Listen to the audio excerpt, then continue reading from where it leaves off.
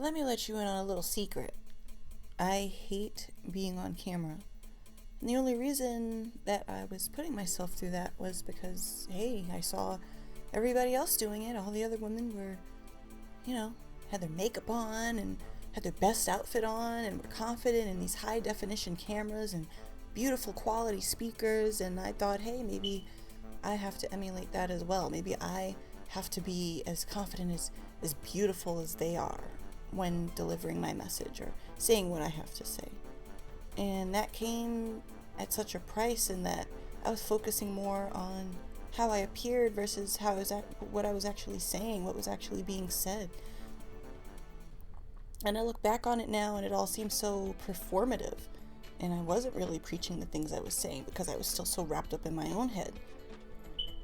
And everybody's a work in progress, and I guess that's just my work that I have to work through. But I figured I'd be transparent because we're all people here. And I am not a performer. I mean, though I try to perform, I'm not very good at it. So it's time to be real. And that's what this video is. It's just pure audio. Off the cuff, unscripted, without a face. Because really, does my face even matter? My appearance doesn't really matter at the end of the day. How I look doesn't really matter. And power to the people who can do it, power to the people who love doing it. I'm just not there yet, and I'm not going to pretend to be there yet. I have things I'm learning, still learning, will continue to learn, and probably some new things, new lessons that'll come along, such as life.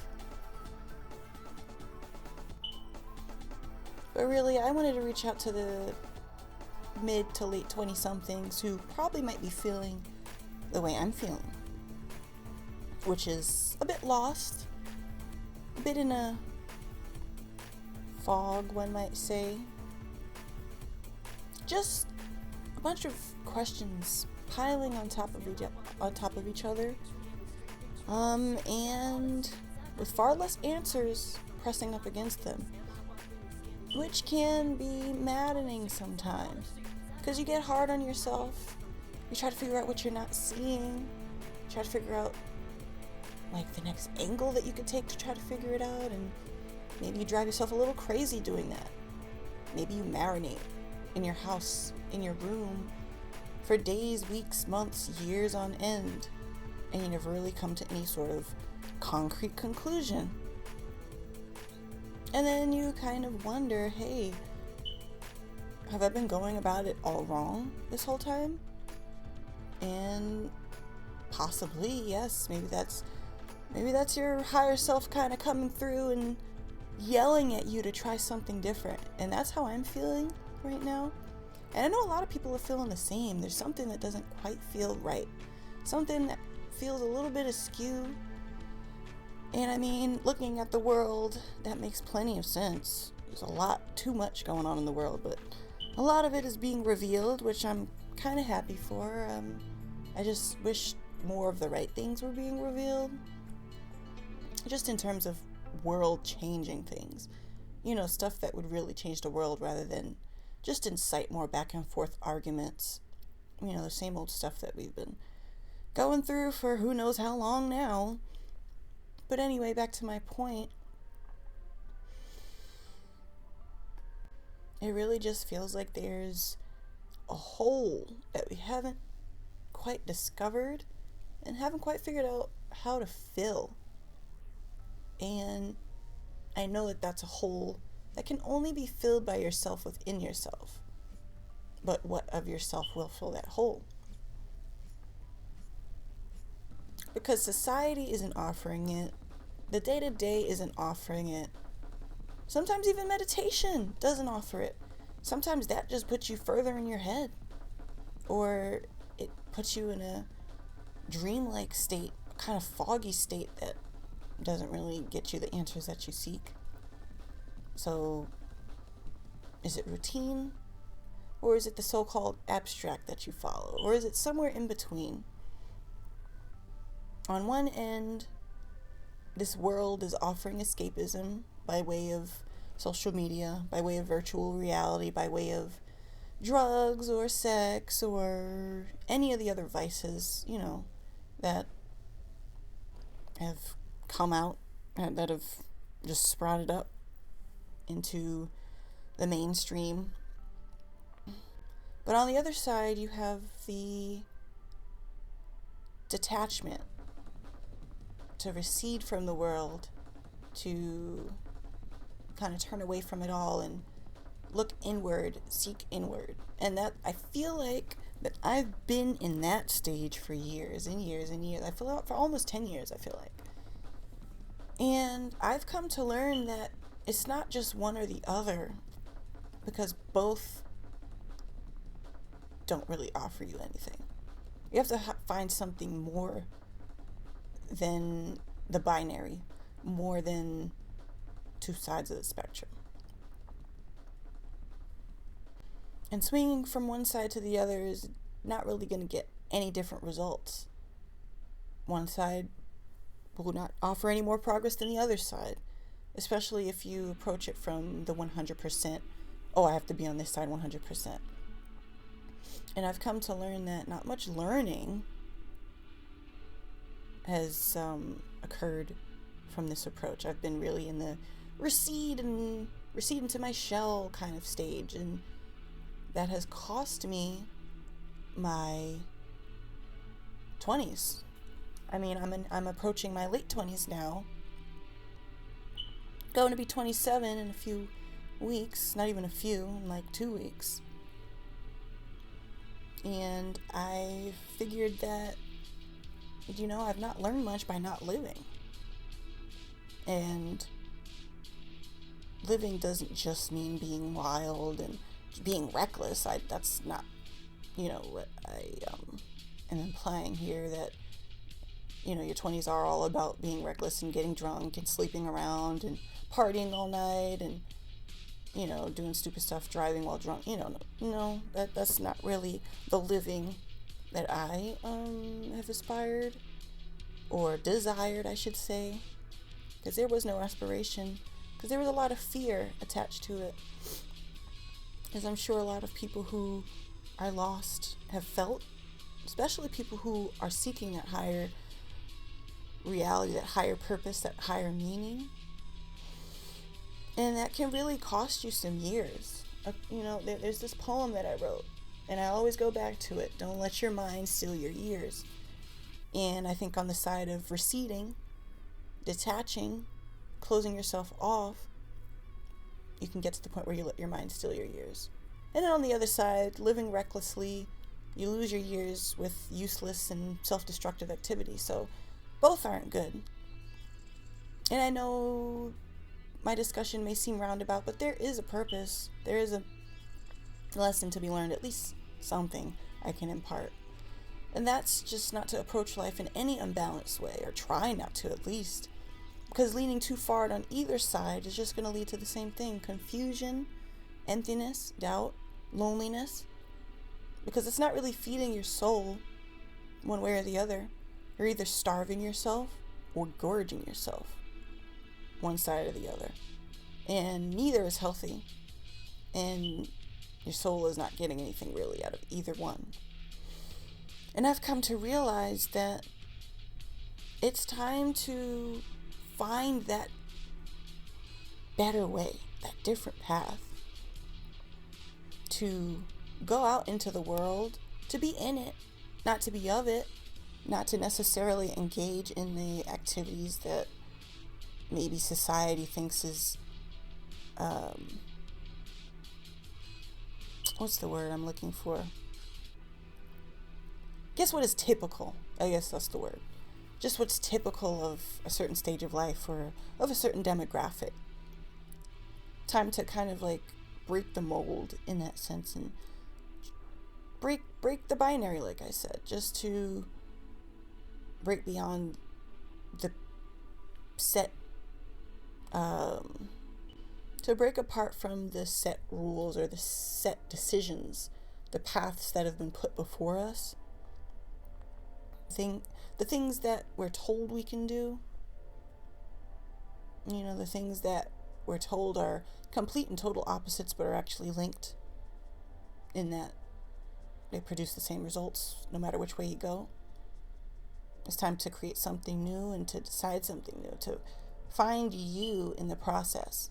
And I think it's a delicate balance of really self-observation and, of course, applying yourself in the world, but not in such a way that you're swallowed by the world, not in such a way where you're compromised by the world and you conform to the world, but you learn as you go and you learn yourself as you interact with the world. And that's the missing piece that I've had in my life, was not interacting, keeping myself from interacting because, I thought, what's the point? I'm just going to be engaging in things that I'm not interested in and things that are unhealthy because I just had this idea in my mind that that's what being in your 20s was about. And yeah, I missed out on maybe some fun years, a couple of fun years of having, exploring, being adventurous, making mistakes. And I'm not getting those years back. The years you lose, you don't get them back. And you kind of have to make peace with that. It's just like whatever. And I'm getting to that point where I am making that peace. Because honestly, when I get to my 30s, I don't want any of this coming with me. And now is the time. Right now is the time to make those strides, to really dig deep and see what it is, what it may be that is holding you back, whether it be like traumas from childhood or just ideas you've accepted from peers, from what you've been taught in school, from society, just what you've unconsciously learned and taken on, the burdens of this world, and to release them and to allow yourself to come through. Because we've all accepted the idea that we have to bury ourselves in order to survive in this world. One way or another, we have to bury some part of ourselves or all of ourselves in order to make it in this world, to ever be or experience some semblance of peace. And I think that's what we're all searching for, is that peace. Whether it be through a person, whether it be through the pursuit of money, through the pursuit of a career, education, buying something, being something, living a certain way, breaking out of a family generational curse, whatever it may be. It's all in the pursuit of peace, the rage for peace. That's a poem I'm working on. Not quite done with it, but there is this rage for peace, and it's just a voice inside your mind, inside your heart especially, that never really dies down, but you can bury it. But it's still speaking beneath all of the dirt you throw upon it. And I've come to find that no matter how many times I try to silence that rage for peace, it still comes up in one way or another. Whether it be through uncomfortable emotions, uncomfortable thoughts, just feelings of intense loneliness, sadness, confusion, even self-doubt, self-loathing. It can come out in many dark ways, especially when it's not being heard. If it's not going to be heard one way, it's going to be heard another way. Especially if it's not being fed, because it's part of you. It's the part of you that makes your soul sing, that makes your soul happy. And I think we've just done so much to deny ourselves that happiness, that peace, that at this point is in rage mode, and it will be heard one way or another. And no matter how many times you may try to quiet it, no matter how many blunts you smoke, or how many drinks you have, or however many people you sleep with at night, or however many vices you engage in, it's still going to be there, that rage, that burning, that yearning, bubbling up from underneath the surface. And its needs will be met one way or another, or their needs will be demanded of you. So it's come to a point where it's time to prioritize you. And it's come to a point where I prioritize me. And I come to realize and learn and sit with myself and come to the truth of the matter. To really sit and figure it out and try to understand. Not even try, but actively work to understand why I feel the way I feel, why I am the way I am, how I came to be the person that I am. And now it's time to marry the two.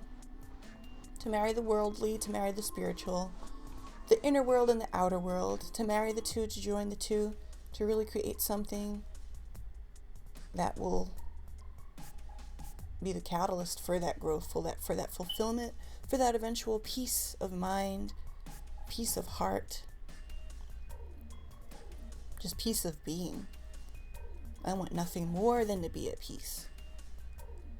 I've done enough performing and enough acting as if I'm just like everyone else, putting on that face, that mask that I know everyone else has put on at some point or another, especially those who are more sensitive, those who are harder on themselves, those who really punch down on themselves at times, especially when they don't look or appear as everyone else does in the world.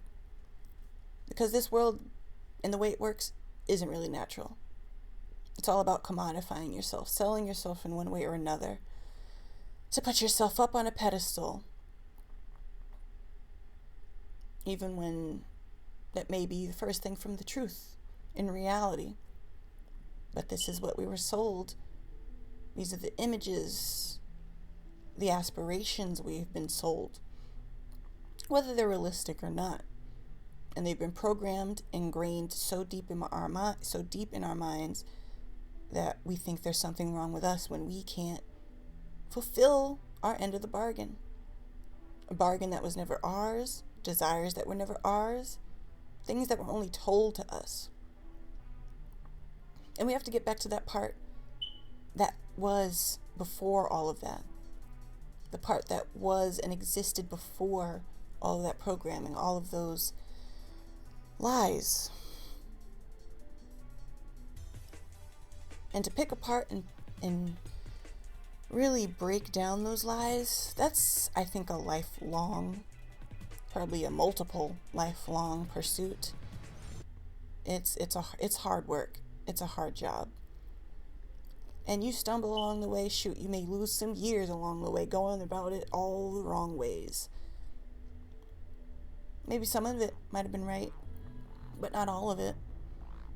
And you can agonize over the progress you could have made if you did this, what you should have done, what you would have done. And I've spent plenty of time romanticizing the hypothetical, but where does that really get you? But crazy. Where does that really get you but miserable? Where does that really get you but nowhere? Because you can agonize in your mind all day, all night, but that's not what reality is. And of course, you can create your reality from your mind, but if you're living in the hypothetical, if you're not living in a place where you can enact a real change, where you can really connect the dots between reality and where you want to be versus reality and what never was. Yeah, that's just going to lead to a world of pain.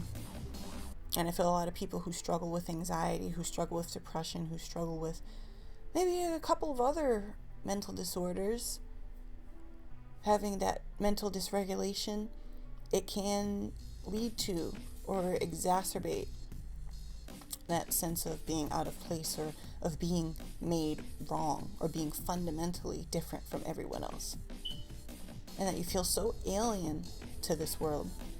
And that's why, honestly, why my avatar, in my Red Room videos, I'll put a little link to the playlist. It's not very many videos, but I've had a lot to say. That's why the avatar for those videos was an alien, because I've felt so alien in this world. It never felt natural to me. I was always the weird one, always the one who didn't quite understand the social cues, who was never quite socialized to be among my peers. I've always felt more comfortable in older folks' company, around adults.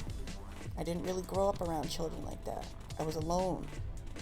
I was an only child up until my teenagerhood. And by then, it was like, shoot, I was kind of set in my ways in terms of how I socialize. Or at least that's what I thought. I am changing. And there are things I still need to let go of and unlearn. And that's with anybody. But I talk about myself because I know that my experience is not unique. I know that I am not alone in feeling this. And I know that this video is going to reach someone who is going through the same thing. And though this video may not be as flashy or may not be a beautiful makeup face, with beautiful ring lighting posted up in the video, I hope my words will reach you. I hope they mean something. I hope that you feel seen and that you feel heard and that shoot, even if you're older than your 20s, if you're in your 30s or 40s, or whoever needs to hear it, whoever's soul this speaks to, I hope you hear it and it reaches you well. And that you're not alone and that it's not you. And you didn't come here to conform, to break your body, to break your mind into something more palatable to this world. Our differences are exactly what makes us great, are exactly what this world needs, are exactly what needs to be shared. That's what we came here to do in one way or another. And it may not be as magnificent as some other people, but we have a part to play. And I will play my part in the way that I can. And this is me doing that. And I will find other ways to do it. But for now, this is my way. And I hope that somebody resonated with this message. I know it kind of was meandering at times, but I hope it did what it needed to do. But that's all I had to say. Just a nice little off-the-cuff video. I hope it reaches you well. Whomever watches this, I hope it reaches you well. And if you would like to have a discussion in the comments, please do so. Please leave a comment, like it if you liked it, and possibly subscribe for more. But yes, thank you for listening this far if you have, and I will catch you on the next video.